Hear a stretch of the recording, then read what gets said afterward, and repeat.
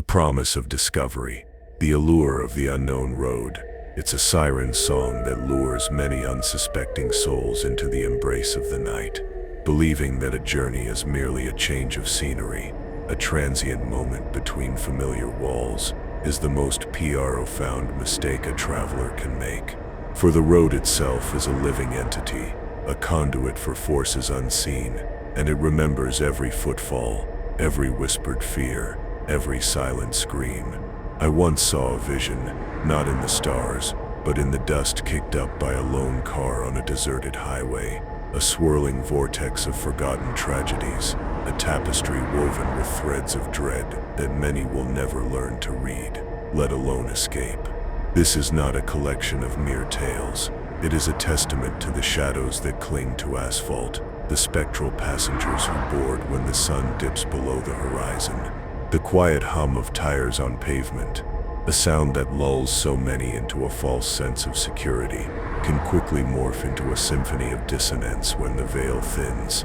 Imagine, if you will, a lone traveler, miles from the nearest town, the radio crackling with static that seems to whisper secrets only the wind understands. This is where the real journey begins, not on the map, but on the precipice of the known. I've seen it myself, reflected in the cracked rearview mirror of my own soul, the way familiar landscapes warp, the way trees contort into skeletal fingers reaching for the unwary, the way the very air grows heavy, thick with the palpable weight of 1,000 unseen eyes. It is in these liminal spaces, these desolate stretches of asphalt, that the true nature of travel is revealed, stripped bare of comfort, and painted in the stark hues of primal fear. There's a particular kind of silence that descends upon a remote road after midnight, a silence so profound it feels as if the world itself is holding its breath, waiting for something terrible to occur. It's not an empty silence, but one pregnant with anticipation, a vacuum that demands to be filled by the whispers of the lost, the echoes of lives abruptly severed.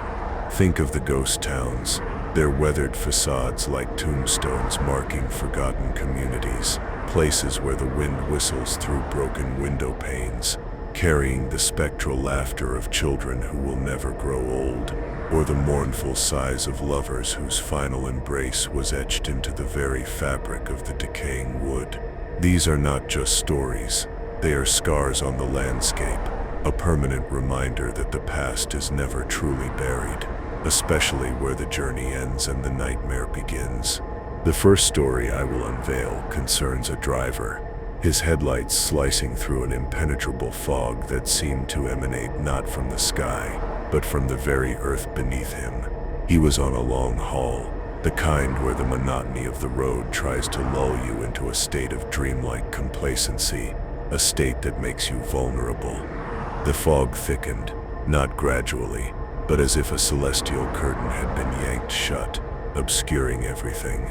Then, through the swirling white, he saw them, figures, indistinct at first, then coalescing into shapes that defied logic, human-like, but somehow wrong.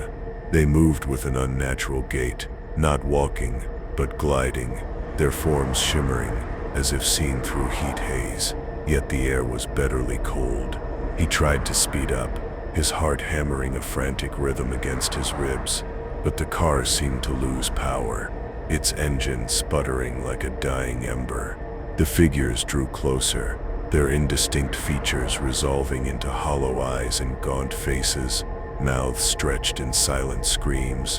One, taller than the rest, with what appeared to be long, grasping fingers, pressed its hand against his window. He felt not a physical touch, but a psychic invasion, a wave of despair so potent it threatened to shatter his sanity.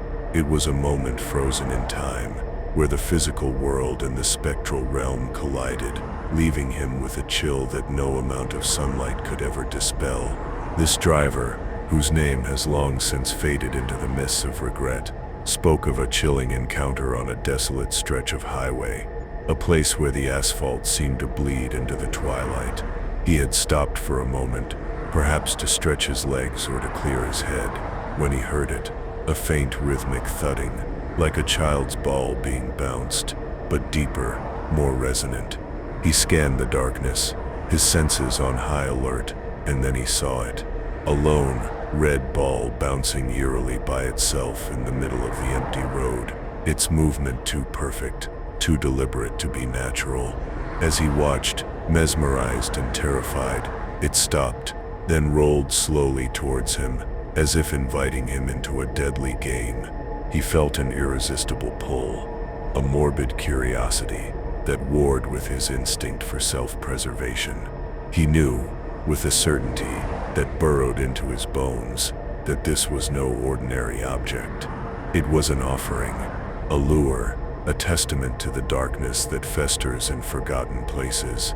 He imagined the small hands that once threw it, the laughter that once echoed, now replaced by a chilling, spectral echo.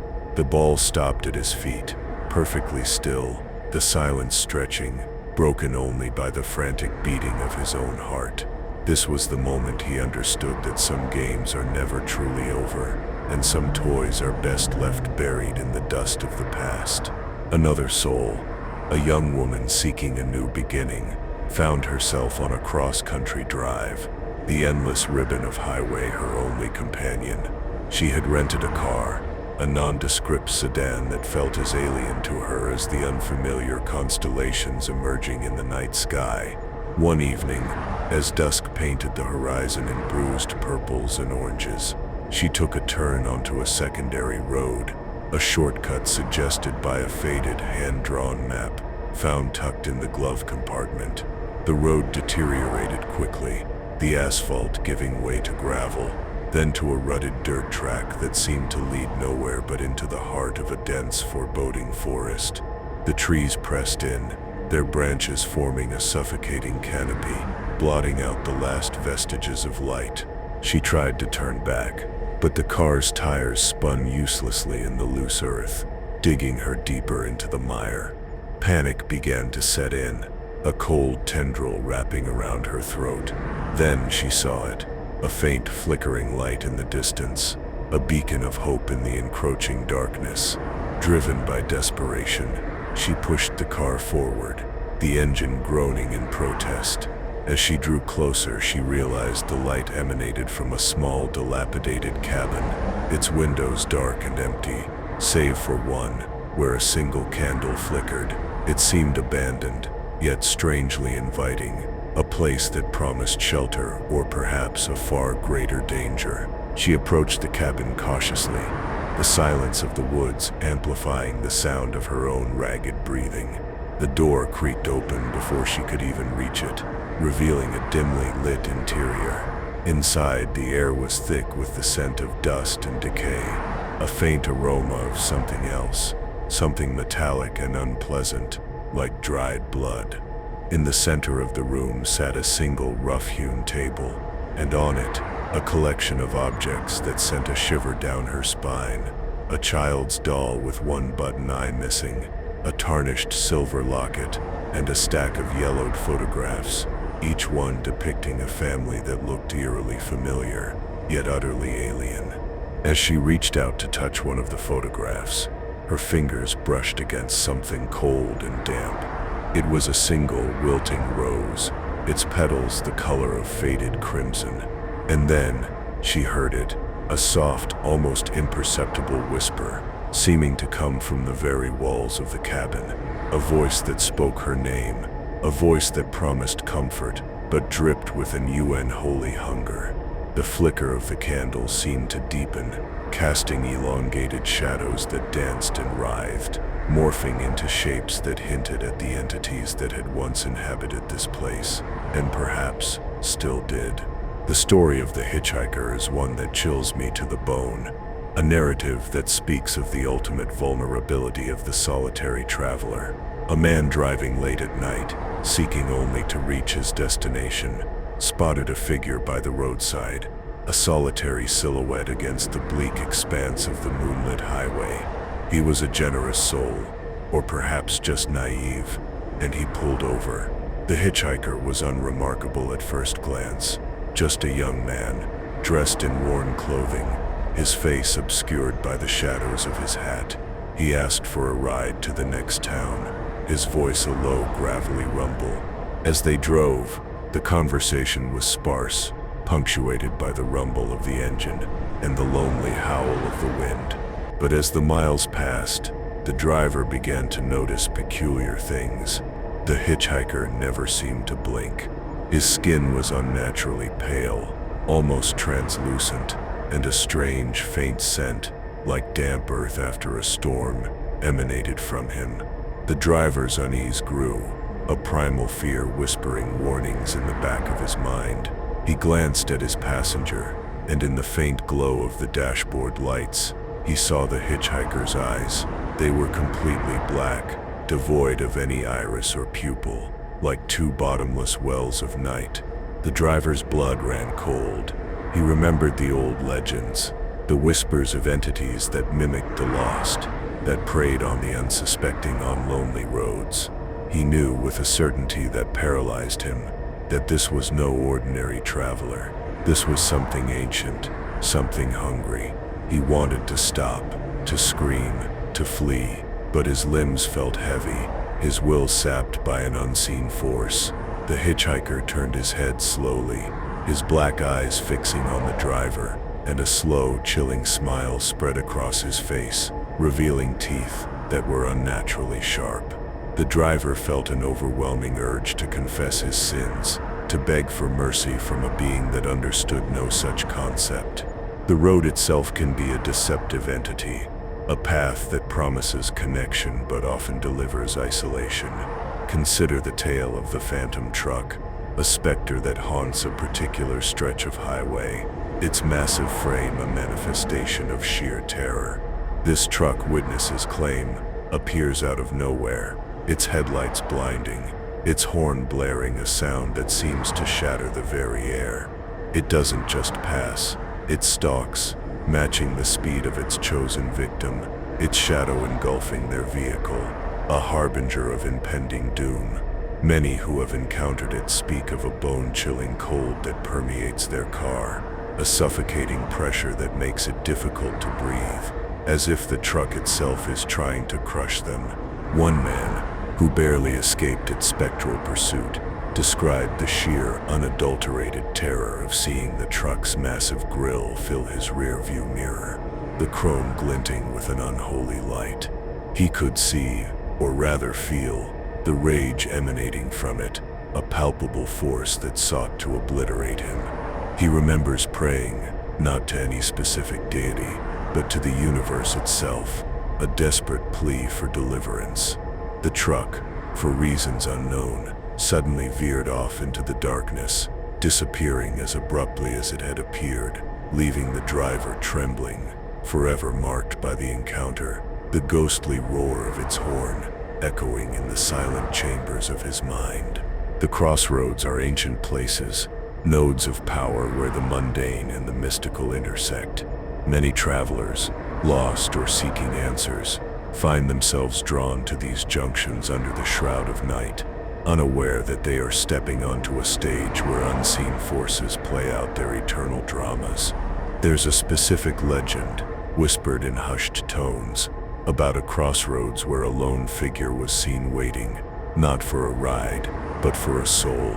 This figure, cloaked and silent, would appear only during the darkest nights, its presence heralded by an unnatural stillness in the air, the complete absence of any animal sounds, as if nature itself recoiled from its proximity. Those who have seen this entity speak of an overwhelming sense of dread, a feeling that their very essence is being X-rayed, judged by an ancient, implacable gaze. It's said that if you meet its eyes, even for a fleeting moment, you are marked, your path forever altered. The whispers suggest that this entity is a collector, a ferryman of souls who have strayed too far from the path of the living. It does not force, it invites, its silent beckoning more potent than any shouted command. The air around it seems to shimmer, distorting the reality of the surroundings, a testament to the thin veil between worlds that this entity guards. The abandoned motel is a classic trope in tales of the road. a decaying monument to forgotten journeys and lingering regrets. Imagine driving down a lonely highway, the sign for a motel flickering erratically, promising respite. But this is no ordinary motel. The paint peels like sunburnt skin. The windows are dark, vacant eyes staring out into the void. The parking lot is empty, save for a single ancient car, its tires flat, its metal rusted, as if it has been there for decades, yet no one remembers it arriving. A chill wind blows through the broken screen door, carrying the faint scent of stale cigarettes and something far more sinister, a lingering aroma of despair. One traveler, seeking shelter from a sudden storm, found himself compelled to stop at such a place. The lobby was deserted, dust motes dancing in the faint light filtering through the grimy windows. A bell on the counter sat unmoving, covered in a thick layer of grime. As he ventured deeper, the silence was broken by a soft, disembodied humming, a mournful tune that seemed to emanate from the empty rooms. He felt a growing sense of unease, a feeling of being watched by unseen eyes, eyes that had witnessed unspeakable acts within these decaying walls. The very air seemed thick with the residue of past traumas, a ghostly imprint of every scream and every sob. He saw a figure at the end of the hall, silhouetted against a cracked window. It was indistinct, a mere suggestion of a person, but it seemed to beckon him forward. As he hesitantly approached, the figure dissolved into the shadows, leaving behind only the unsettling hum and a lingering sense of profound loss. He fled the motel, the storm outside suddenly seeming less terrifying than the emptiness within. The experience left him with a haunting question: what lingered in those rooms? What echoes of humanity refused to fade, clinging to the decaying structure like specters of regret? The gas station, a place of mundane necessity, can become a nexus of the uncanny after dark. Picture a solitary attendant, the fluorescent lights of the convenience store buzzing like trapped insects, the only sign of life in a vast empty landscape. The pumps stand like skeletal sentinels, their hoses snaking across the cracked asphalt.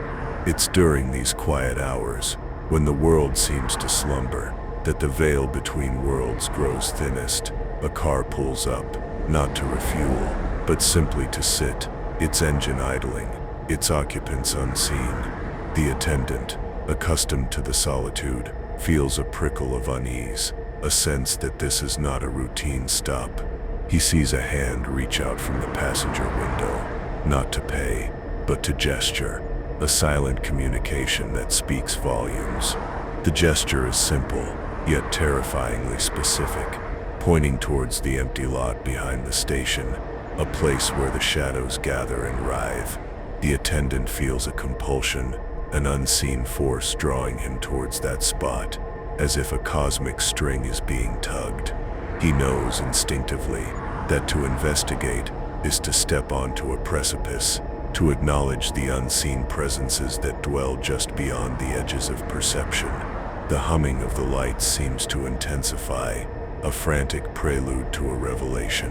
One tale speaks of an attendant who, driven by an unsettling curiosity, ventured towards the gesture. He found nothing at first, just weeds and discarded refuse. But then, as his eyes adjusted to the deep gloom, he saw them, faint, ethereal figures, shimmering at the edge of his vision, their forms indistinct, like heat haze. They were not solid, but seemed to be composed of mist and memory, their movements fluid and unnatural. They seemed to be replaying a moment, a silent, spectral reenactment of something that had occurred long ago, something filled with dread and sorrow. The attendant felt an overwhelming sense of empathy, a connection to these lost souls, but also a profound and terrifying understanding of his own mortality. The landscape itself holds memories, etched into the very soil, the rocks, the ancient trees. When we travel, we are not just traversing space, we are treading upon layers of time, disturbing the slumber of forgotten events. There are places, marked only by an unnatural stillness or a persistent, inexplicable cold, where the echoes of tragedy resonate most strongly. These are not haunted houses in the conventional sense, but entire stretches of road, entire valleys, that seem to vibrate with the residual energy of past horrors. I've seen these places in my visions, not as physical locations, but as emotional landscapes, a palpable sense of dread that clings to the air like frost. Consider the desolate plains, where the wind whispers through ghost towns and crosses stand sentinel over unmarked graves. These are places where the fabric of reality feels thin, where the boundaries between the living and the dead blur.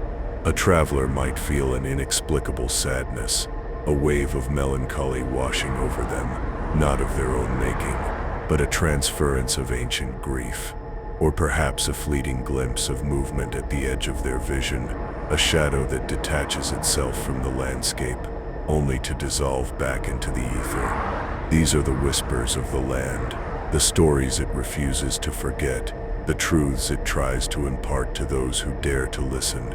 The allure of the deserted road, the promise of solitude, can be a dangerous enticement, for in that very solitude, the traveler is stripped bare, their defenses down, their senses heightened.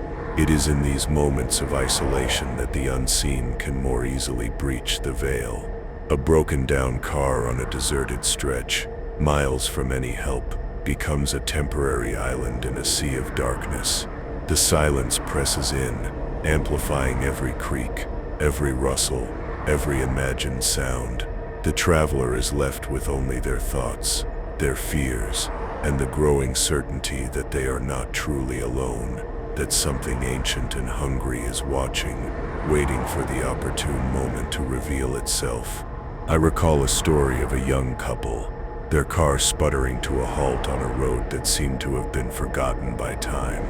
As the sun dipped below the horizon, painting the sky in hues of blood and ash, a palpable sense of dread settled upon them. The silence was broken only by the chirping of unseen insects, a sound that seemed to mock their growing fear. They saw, in the distance, a faint light, a solitary farmhouse that seemed impossibly far away, yet beckoned them with a promise of aid. But as they debated their options, the light in the farmhouse window flickered and died, plunging them back into utter darkness, leaving them with the chilling realization that they were truly irrevocably alone. The idea of a shortcut, a deviation from the known path, is often an invitation to the unknown, a gamble with unseen forces. Many ancient roads were not built for speed or convenience, but for ritual, for passage between worlds. When we choose a new path, we are not just changing our route, we are potentially stepping into a different energetic current, one that may carry echoes of the past, of forgotten rituals, of entities that still linger. The original travelers knew the risks, the sacred geography, but modern wanderers often stumble blindly into these liminal spaces, unaware of the ancient energies they are disturbing, the spirits they are awakening with their careless passage. There's a particular type of road, often unpaved, that winds through forgotten landscapes, places where the veil between worlds is notoriously thin. These roads are rarely found on modern maps, often existing only in local folklore or the fading memories of those who remember a time when the world was more steeped in mystery.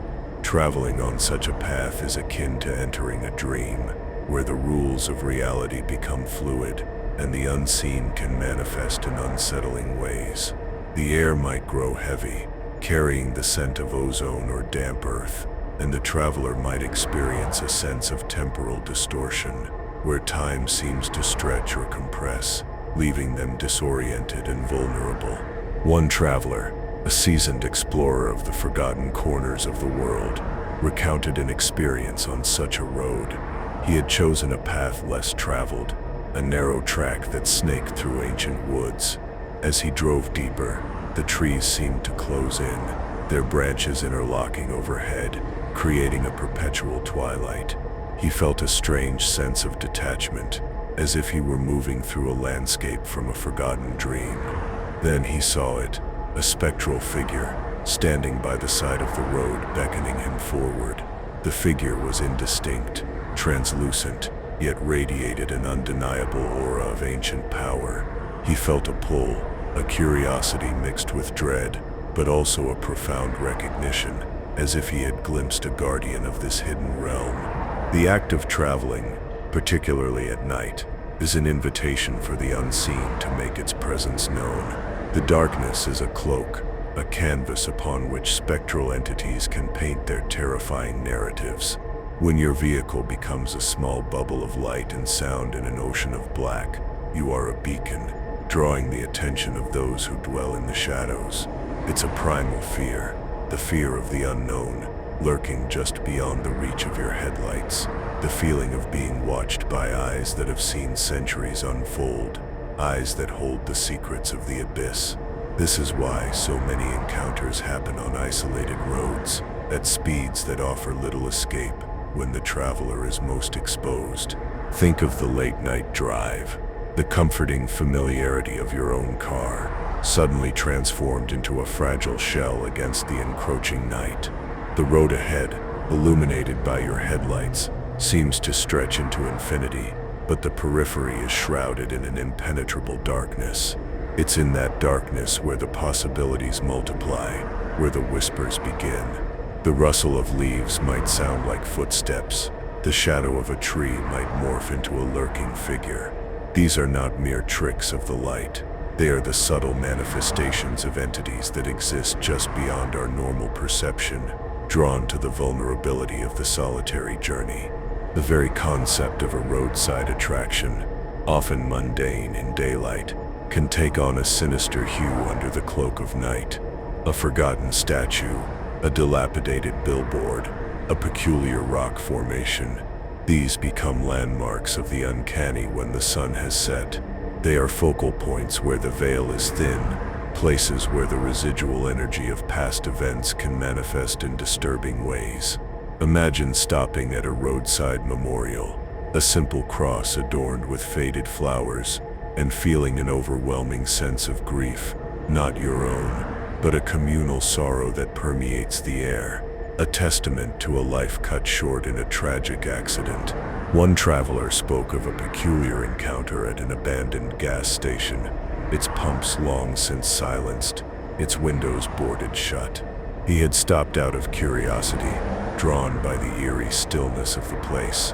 As he stood there, a faint music seemed to emanate from within the darkened building. A melancholic melody played on an unseen piano. He saw a flicker of movement behind one of the boarded-up windows, a fleeting shadow that seemed to watch him. He felt a profound sense of sadness, as if the very walls were weeping for the lives that had passed through this forgotten place. Their journeys abruptly ended, their stories left unfinished. The concept of sleep on the road, a seemingly innocent act of rest, can become a portal to the subconscious fears that haunt our waking hours. When we succumb to slumber in our vehicles, we are at our most vulnerable, our minds adrift in the dreamscape, where the lines between reality and nightmare blur. The confines of a car, while offering a semblance of security, can also become a claustrophobic prison, amplifying the terrors that creep in from the surrounding darkness. The familiar hum of the engine, the soft glow of the dashboard lights, can transform into the sounds and sights of a waking nightmare, blurring the edges of consciousness. Consider the tale of a trucker, his eyelids heavy after a long haul, who decided to pull over for a brief nap at a deserted rest stop. He drifted off, only to be awakened by a faint scratching sound at his window. Initially dismissing it as a branch, he soon realized the sound was too rhythmic, too deliberate. He opened his eyes to see a pair of hollow, staring eyes peering back at him from the darkness, a face pressed against the glass, its features distorted by a silent scream. The sheer terror of this encounter, the feeling of being trapped with an entity that had breached his sanctuary, left him unable to sleep for days. The memory seared into his consciousness like a branding iron. The silence of the wilderness, often sought for its tranquility, can be a deceptive peace. When the natural world falls silent, it is often a sign that something unnatural has intruded. The absence of bird song, the stillness of the wind, these are omens that the mundane has been pushed aside by something far older, far more powerful. Travelers who venture into these hushed landscapes often report a growing sense of unease, a feeling that they are being observed by unseen presences, entities that are as much a part of the wilderness as the ancient trees and the deep shadows. This is the sound of the world holding its breath, waiting for the ancient entities to make their move. There is a legend of a remote mountain pass, a place of breathtaking beauty by day, but a realm of chilling mystery by night. Travelers who have traversed this pass after sundown speak of a profound silence that descends, a silence so absolute it feels as if the very air has been stolen. In this unnatural stillness, they claim to have seen fleeting figures moving at the periphery of their vision, their forms indistinct, like shadows cast by a non-existent light. These figures are said to be the guardians of the mountain, ancient spirits that do not welcome intrusion, their presence a silent warning to those who dare to disturb their ageless slumber. The road, in its endless expanse, often leads us to places that have been forgotten by time, locations where the veil between the physical and the spectral is worn thin. These are the places where history has left its indelible mark, not in monuments, but in lingering energies, in echoes of laughter, of sorrow, of sudden violent ends. A traveler might feel an inexplicable presence, a chill that has nothing to do with the temperature, a sense of being watched by eyes that have witnessed centuries of human folly and suffering. These places are not just dots on a map, they are portals waiting for the unwary to step through. Consider the forgotten mining towns, their skeletal remains clinging to the sides of desolate mountains. By day, they are relics of a bygone era, but by night, they come alive with the whispers of the past. Miners who met their end in the dark, treacherous tunnels are said to still roam these ghost towns, their spectral forms appearing in the doorways of decaying saloons or flickering in the windows of abandoned homes. The air in these places is often heavy, thick with the residual emotions of those who lived and died there, a palpable sense of desperation and unfulfilled longing that can seep into the very soul of a traveler. The journey home, the final leg of any voyage, can be as fraught with peril as the outward path. There's a deceptive comfort in the thought of returning to the familiar, but the unseen forces that govern the roads do not cease their operations simply because your destination is in sight.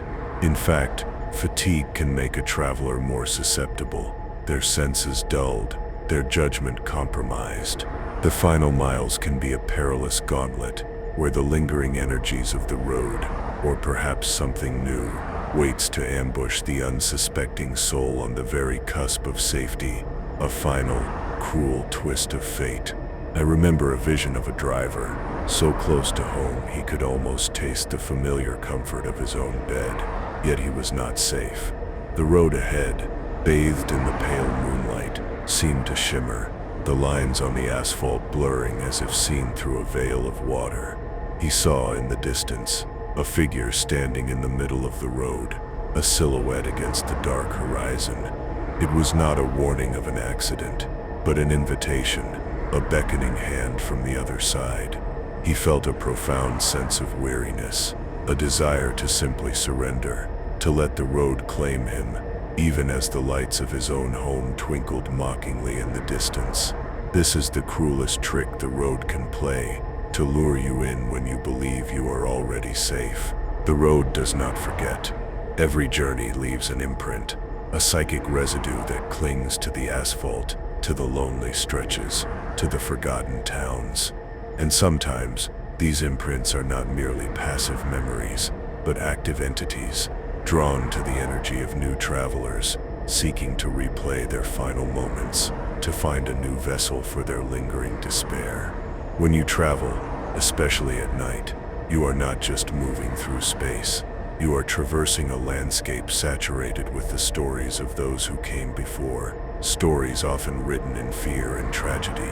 These are the spectral hitchhikers, the phantom vehicles, the echoes in the silence, all waiting to share their tales, whether you wish to hear them or not. Do you feel this dark message was meant for you? Every soul that joins feeds the voice that whispers from the darkness. The journey is far from over, and the road ahead holds more secrets than we can possibly imagine. Subscribe, and let the whispers guide you through the shadows.